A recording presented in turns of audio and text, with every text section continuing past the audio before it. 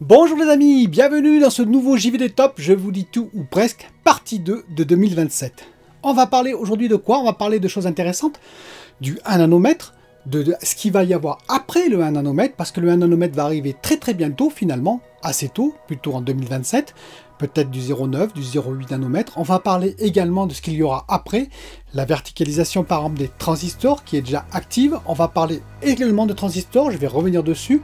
On va parler également d'ordinateurs quantiques, et oui, on va parler d'ordinateurs optiques, on va parler de transistors à carbone, on va parler de graphène, bref, de tout un tas de choses, mais rassurez-vous, même si vous aurez besoin d'un aspirine, je vais vulgariser tout ça. A tout de suite.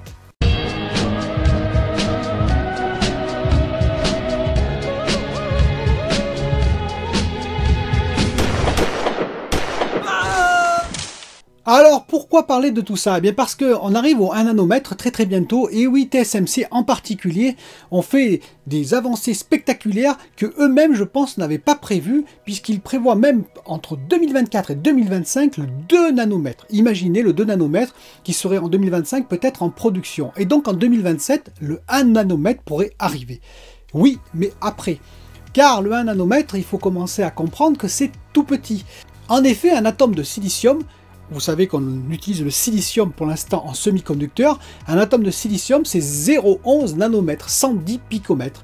Ce qui veut dire un nanomètre, eh bien, si on prend la surface de 1 nanomètre sur 1 nanomètre, ça ferait 9 atomes de silicium sur 9 atomes de silicium.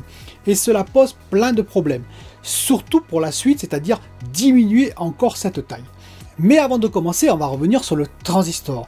Le transistor, la base même finalement de la logique actuelle pour nos CPU, pour nos GPU. Le système binaire que vous connaissez bien, eh bien c'est fait par les transistors logiques.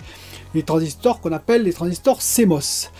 Alors comment ça marche? Eh bien déjà, il faut comprendre que par rapport à ma précédente vidéo, si vous avez regardé ma précédente vidéo, vous avez vu que j'ai parlé de conducteurs et d'isolants. Les conducteurs et les isolants, grosso modo, soit ça laisse passer le courant, soit ça l'empêche de passer.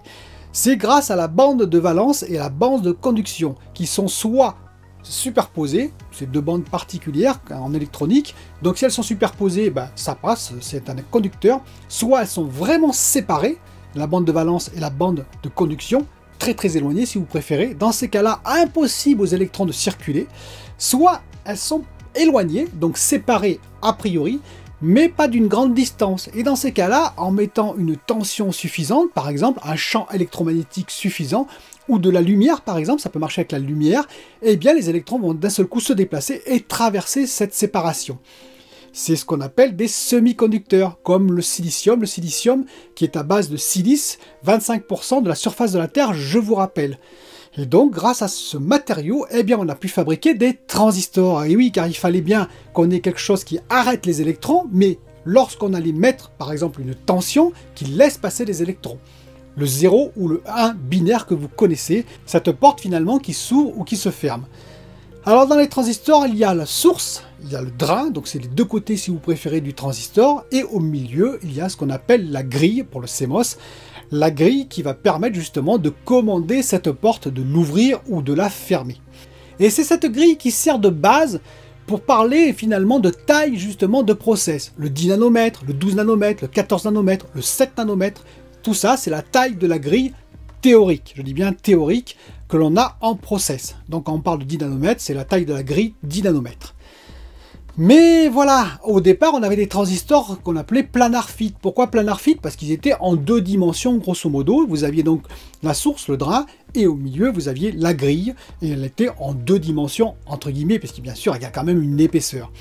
Mais le problème, c'est quand on est arrivé en 7 nanomètres, TSMC, et même d'ailleurs Samsung en 8 nanomètres, eh bien on a commencé à avoir des difficultés, car on avait des courants de fuite. Des courants de fuite, si vous préférez, les électrons, eh bien au lieu de s'arrêter lorsqu'on leur demandait de s'arrêter, de ne pas passer du source au drain, de ne pas traverser finalement le transistor, de traverser la porte fermée, eh bien eux, ils disaient non, non, on va quand même y aller. Et ils traversaient quelques électrons, ou de plus en plus, selon la taille de la grille. C'est-à-dire qu'elle n'était plus imperméable, mais comme un imperméable d'ailleurs qui serait finalement perméable et l'eau passerait au travers. Et c'était à cause de la taille de plus en plus réduite. Et oui, donc effectivement, les électrons ont commencé à passer malgré qu'on leur interdise de passer. Donc on a inventé d'autres types de transistors. On a inventé le FinFET, le GaFET et maintenant le MBCFET. Oui, je sais, c'est des noms barbares. Eh bien c'est tout simple à comprendre, c'est la verticalisation des transistors. Imaginez qu'on ait une ville, un emplacement pour une ville qui soit bien défini, qu'on ne puisse pas s'étendre au-delà. On a un certain nombre d'habitants, ils ont fait de belles maisons avec des grands terrains, ils habitent avec leur famille, ils ont 1, 2 ou 3 étages. Et oui, mais surpopulation, il y a de nouveaux travailleurs qui arrivent, il faut les loger. Eh bien on va réduire toutes ces maisons. Moins de terrain, moins de place, donc les maisons augmentent en nombre et donc sont plus petites. Et il y a encore des gens qui arrivent. Réduction du process, toujours pareil. Eh bien, donc on va réduire les maisons, et on va réduire les maisons, et ainsi de suite. Mais à un moment donné, les gens, ils vont plus pouvoir bouger dans leur maison. Il y a tellement de monde dans cette ville aux dimensions définies qu'il y a un problème. Eh bien, on va construire des immeubles, voilà, tout simplement. Bon, je reconnais que les immeubles des années 60, c'était pas terrible, mais on va verticaliser les constructions. Eh bien, c'est exactement pareil pour les transistors. On va verticaliser la grille, en l'occurrence, ce qui fait qu'elle pourra avoir une surface réduite, mais comme elle est verticalisée, eh bien, elle va quand même arrêter les électrons, elle va rester imperméable. C'est comme ça qu'a progressé énormément TSMC et également Samsung. Mais quel est l'avenir finalement de la microélectronique du silicium?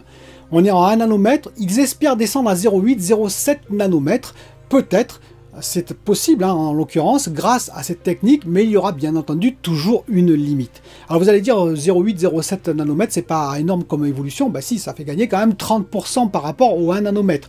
S'ils y parviennent, ce serait quand même juste énorme. Et ça va surtout repousser encore les limites de 2-3 ans. Mais à un moment donné, effectivement, ça va bloquer, il faudra changer de technique. Et la première technique, c'est quoi? Eh bien, c'est de changer le silicium, tout simplement. Changer de type de semi-conducteur. Trouver un autre semi-conducteur qui ait des propriétés meilleures, plus efficaces, en termes finalement de consommation et pourquoi pas en termes d'efficacité. Eh bien, ça commence avec les nanotubes à carbone. Et oui, les nanotubes à carbone sont introduits depuis quelques années et on avance énormément là-dessus. Ainsi, il y a eu un processeur de fait de 14 000 transistors nanotubes carbone, c'est pas énorme, mais ils ont démontré ainsi que par rapport à un système classique, ils étaient en consommation 3 fois inférieure et en efficacité, c'est-à-dire en résultat, en vitesse de résultat, 3 fois supérieure. Ainsi, on a un gain de 9 fois par rapport au silicium classique. Et imaginons ces transistors, c'est CNFIT, ça s'appelle, carbone en l'occurrence, NFIT. Imaginons ces transistors CNFIT qui remplaceraient dans la PS5 par exemple, eh bien, tout simplement, tous les transistors CMOS. Eh bien, vous avez 10,28, je crois, teraflops pour la PS5, ça veut dire qu'elle serait à peu près à 31 teraflops. Et pour une consommation de 65 watts, et oui, 65 watts. C'est-à-dire que terminer le métal liquide, le radiateur gigantesque, la place gigantesque de la PS5 et également les calouducs. On aurait une toute petite console qui ferait 31 teraflops, c'est-à-dire presque l'équivalent de la RTX 3090 qui est à 36 teraflops. Et pour la Xbox Series X, on serait à peu près pareil, c'est-à-dire à 36 teraflops pour 65 watts environ aussi. Vous imaginez, donc bien plus réduite et 36 teraflops de puissance. Et la RTX 3090 par exemple, eh bien on serait plus proche de 105 teraflops. Imaginez 105 teraflops pour une consommation de 120 watts, c'est-à-dire bien inférieure même à la consommation de la PS5 ou de la Xbox Series X pour 105 teraflops. Bien entendu, tout ça, c'est des calculs purement théoriques, mais le transistor à carbone avance un grand pas et d'ici 7, 8, 10 ans, il est possible qu'on ait des applications intéressantes dessus. Mais bien entendu, il y a des techniques encore plus prometteuses et plus complexes. La première de ces techniques, c'est le qubit, le QU-bit, quantique bit en l'occurrence. Vous savez qu'un bit normal, ça prend 0 ou 1. On a une horloge, ça va prendre 0 ou 1, c'est le système binaire. Et bien le qubit a la particularité, par son système quantique, par son état quantique, de pouvoir prendre un grand nombre de valeurs en même temps. C'est ce qu'on appelle la superposition intriquée des qubits. Ça permet de prendre en une fois 2 puissance n, le n étant le nombre de qubits qu'on a, 2 puissance n valeurs. Donc si on a par exemple 2 qubits, on va pouvoir en un seul coup d'horloge avoir 4 résultats, et non pas un seul résultat comme on a avec un système classique. Et avec 10 qubits, on va prendre non pas une valeur, mais 1024 valeurs à chaque coup d'horloge. Donc 1024 résultats à chaque coup d'horloge. Pour vous prendre un exemple, David Deutsch, qui est un physicien israélo-britannique spécialisé dans les ordinateurs quantiques, dans l'informatique quantique, a dit qu'un ordinateur qui posséderait 300 qubits, donc 2 puissance 300, eh bien la puissance équivalente d'un ordinateur classique pour égaler cet ordinateur serait grand comme l'univers visible. C'est-à-dire qu'effectivement, on aurait à chaque coup d'horloge 2 puissance 300 résultats au lieu d'un seul résultat pour un ordinateur classique. Oui, mais bien entendu, tout ça, ça reste fortement théorique. Alors, il existe des ordinateurs quantiques, et on va en parler, mais c'est très complexe à faire. En effet, le principal problème du qubit, c'est sa stabilité. À température ambiante, à 25 degrés, un résultat qubit reste moins d'une milliseconde, bien moins d'une milliseconde. C'est-à-dire qu'au bout d'une milliseconde, le résultat a disparu. Alors que dans un ordinateur classique, vous pouvez laisser votre ordinateur branché pendant 10 heures, 20 heures, 100 heures. Théoriquement, vous aurez toujours le résultat à la fin. C'est toute la différence. Alors des essais ont été faits, car il y a tas de monde qui travaille dessus. Des essais ont été faits. Par exemple, on refroidit à 4,2 Kelvin ces qubits. Eh bien, il y a un groupe qui a montré qu'on pouvait tenir un résultat pendant 39 minutes. Donc ça veut dire que grosso modo, une fois refroidi, les qubits restent stables. D'autres groupes travaillent sur de la protection par champ électromagnétique des qubits, c'est-à-dire grosso modo comme un champ de force autour des qubits pour les protéger de toute interaction extérieure. Et grâce à ça, ils ont réussi à multiplier par 10 à température ambiante, parce que c'est ça qui est intéressant, à température ambiante, ils ont réussi à maintenir pendant plus de 10 fois l'état du qubit, l'état des qubits en l'occurrence, vis-à-vis d'un système plutôt classique, c'est-à-dire au-delà de 2,5 millisecondes. Mais ce n'est pas tout, le CEA Leti de Grenoble travaille sur le silicium. Pourquoi le silicium? Pour conserver toutes nos usines de fabrication de semi-conducteurs qui sont sur du silicium, qui sont basés sur du silicium. Et ça permettrait, grâce à ça, de fabriquer potentiellement des puces quantiques, des puces à base de qubits, sur ce style de procédé, c'est-à-dire style procédé classique. Ils ont donc travaillé sur un silicium particulier, qu'il n'y ait pas de décohérence quantique, là où il perd son état, et surtout ils se sont basés sur l'électron, et oui, l'électron comme système quantique. C'est donc à base d'électrons et de silicium comme potentiellement le Leti espère faire des ordinateurs quantiques, ce qui ferait un ordinateur classique à fabriquer entre guillemets. Bien entendu, ils ont eu des premiers résultats, ils ont fait d'ailleurs un ordinateur quantique à base de 10 qubits, ils espèrent bientôt le faire avec plusieurs dizaines de qubits, mais il reste encore beaucoup de problèmes techniques à résoudre. Alors je vous vois venir, vous allez dire oui mais tout ça c'est des projets, voilà, des projets de scientifiques dans des labos obscurs et perdus. Eh bien écoutez, si c'était vraiment ça, je ne pense pas que Google et en particulier Microsoft travailleraient avec acharnement dessus, parce que Microsoft a dit qu'ils ont réussi d'ailleurs à faire du qubit topologique, c'est leur qubit à eux, particulier, et qu'il est beaucoup plus stable et qu'ils ont besoin de moins de qubits pour obtenir les mêmes résultats qu'avec un système classique antérieur. Et ils ont d'ailleurs dit qu'ils allaient bientôt implémenter ça, et oui, alors sûrement avec du refroidissement proche du zéro absolu entre guillemets, mais qu'ils allaient implémenter ça dans leur serveur Azure, c'est leur Quantum Azure, et donc ils auront des serveurs qui seront à base de qubits très bientôt d'après ce qu'ils disent.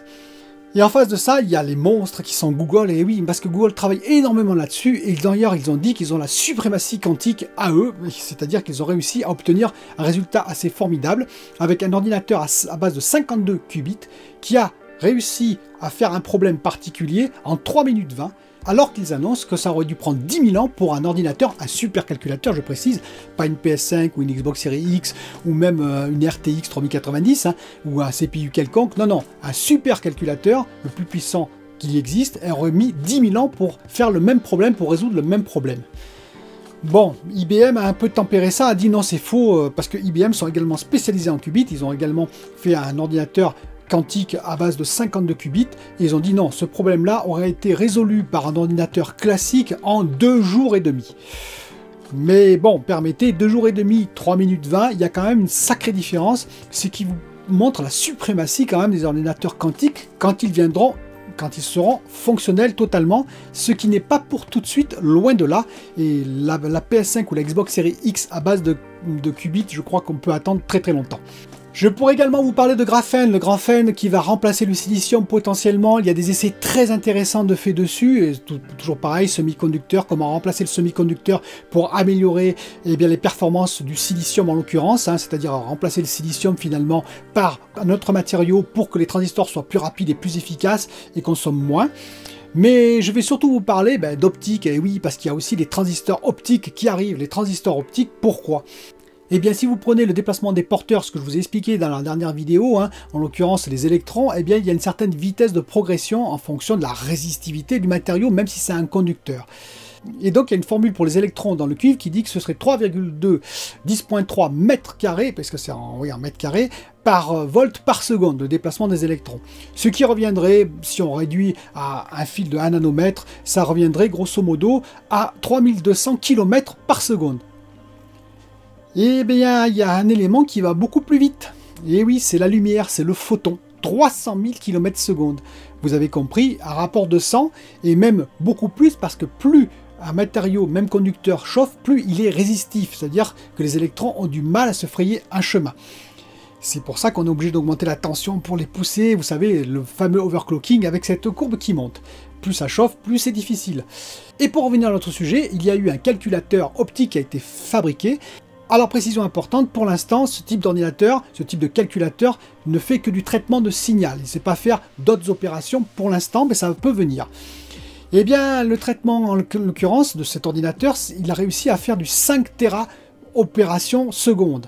En comparaison, un même ordinateur, le STI 3220 qui est spécialisé en traitement de signal, parce que ces ordinateurs-là sont beaucoup plus puissants en traitement de signal, classique, ferait du 14 giga opérations secondes, c'est-à-dire beaucoup moins, 360 fois moins.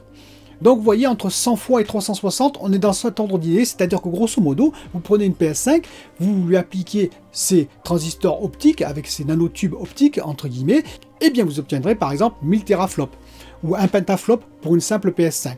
Bien sûr, pour le moment, c'est de la science-fiction, mais on avance. Les années passant, il y a de plus en plus de progrès de fait dans tous ces domaines, mais d'ici 10 ans, on aura fortement progressé sur les ordinateurs quantiques, mais aussi sur les ordinateurs optiques.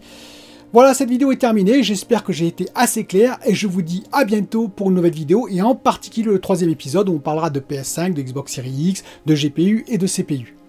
À bientôt.